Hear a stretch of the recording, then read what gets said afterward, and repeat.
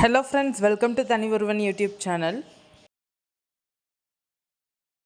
Silver jewellery வாங்க போகிறீங்கன்னா அதுக்கு முன்னாடி இதை தெரிஞ்சுக்கோங்க. இப்போ நீங்கள் வந்து காயின்ஸாக வாங்க போகிறீங்களா, ஜுவல்லரியாக வாங்க போகிறீங்களான்னு. ஏன்னா ஜுவல்லரியாக வாங்கும்போது உங்களுக்கு கிட்டத்தட்ட பாதிக்கு பாதி வந்து உங்களுக்கு வந்து எப்படியுமே வந்து லெஸ் பண்ணுவாங்க. நீங்கள் ஒரு சில இயர்ஸ் கழிச்சு, ஒரு 7-8 வருஷம் கழிச்சு கூட, இல்லை 2-3 இயர்ஸ் கழிச்சு கூட நீங்கள் எப்போ எக்ஸ்சேஞ்சுக்கு கொண்டு போனாலும் பாதிக்கு பாதி சில்வர் ஜுவல்லரியில் வந்து போகும். நம்மளுக்கு கண்ணுக்கு அட்ராக்ஷனாக வந்து ஜுவல்லரி கலெக்ஷன்ஸ் வந்து வச்சுருக்காங்க. இப்போ செயின்ஸு, ஹாரம், நெக்லஸ்ஸு, பேங்கிள்ஸு, ஸ்டட்டெல்லாம் வச்சுருக்காங்க.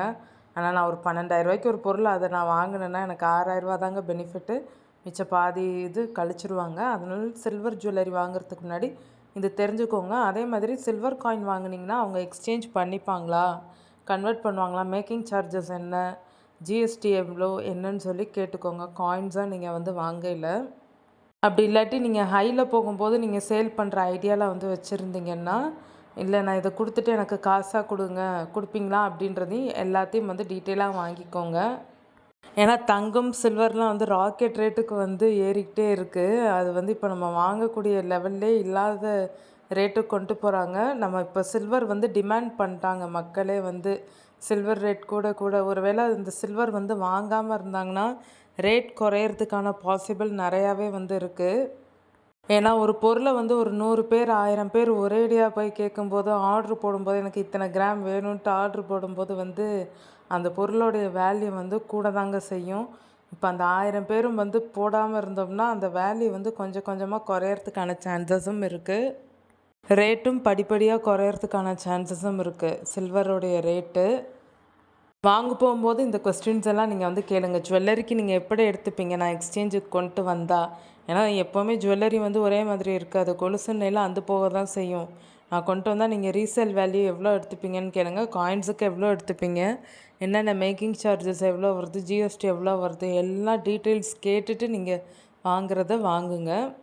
ஏன்னா என்னோடய எக்ஸ்பீரியன்ஸில் நான் வந்து சொல்கிறேன். நான் வந்து ஃபியூ இயர்ஸ்க்கு முன்னாடி, ரொம்ப வருஷத்துக்கு முன்னாடி எடுத்த கொலுசு அது.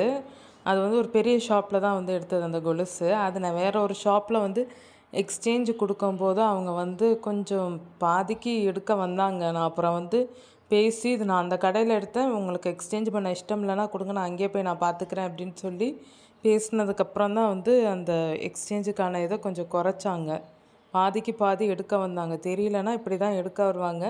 அதனால் நீங்கள் வந்து பேசணும் ஃபஸ்ட்டு அந்த எக்ஸ்சேஞ்ச் பண்ணும்போதே. அதோட அந்த சில்வர் வந்து அவங்க எப்படி சொன்னாங்கன்னா, இந்த சில்வர் வந்து லோ குவாலிட்டின்றது மாரி சொன்னாங்க. அதுக்கப்புறம் தான் சொன்னேன், நான் வந்து அந்த சில்வர் எடுத்ததுக்கான பில்லு கூட நான் வச்சுருக்கேன் அப்படின்ட்டு சொன்னேன். அதுக்கப்புறம் தான் வந்து அவங்க அந்த ரேட் வேல்யூவே வந்து கூட போட்டாங்க. இவ்வளோ இது இருக்குங்க சில்வர் எக்ஸ்சேஞ்ச் பண்ணுறதுக்கு. நம்ம வந்து ஃபெமிலியரான ஷாப்பில் எடுத்துகிட்டு வேறு ஒரு கடையில் போய் நம்ம பக்கத்தில் இருக்குன்னு சொல்லி கொடுக்க போனாலும் இப்படிலாம் சொன்னாங்க. நான் பில்லே வச்சுருக்கேன்னு சொன்னதுக்கப்புறம் தான் அவங்க வந்து அக்செப்ட் பண்ணிக்கிட்டாங்க.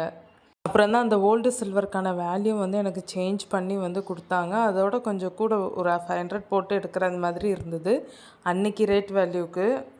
ஸோ இதெல்லாம் தெரிஞ்சுட்டு போய் நீங்கள் சில்வர் பர்ச்சேஸ் பண்ணுங்கள். ஏன்னா டிமாண்டை வந்து இன்க்ரீஸ் பண்ணுறதுக்கான சான்சஸும் இருக்கும். நிறைய பேர் போய் வந்து இப்படி கேட்டு ஆர்டர் பண்ணி பர்ச்சேஸ் பண்ணும்போது ஒரு பொருள் ட்ரெண்டிங் ஆனால் போதும் அந்த பொருளை எப்படினாலும் கொண்டு வந்து விலையேற்ற இது பண்ணுவாங்க. இப்போ கோல்டு வந்து வாங்க முடியாத ரேட்டுக்கு போயிடுச்சு. அதனால சில்வர் வாங்க முடிகிற ரேட்டுக்கு இருக்குன்னு சொல்லிட்டு அதை வந்து ட்ரெண்டிங் பண்ணி விலையேற்ற பார்க்குறாங்க.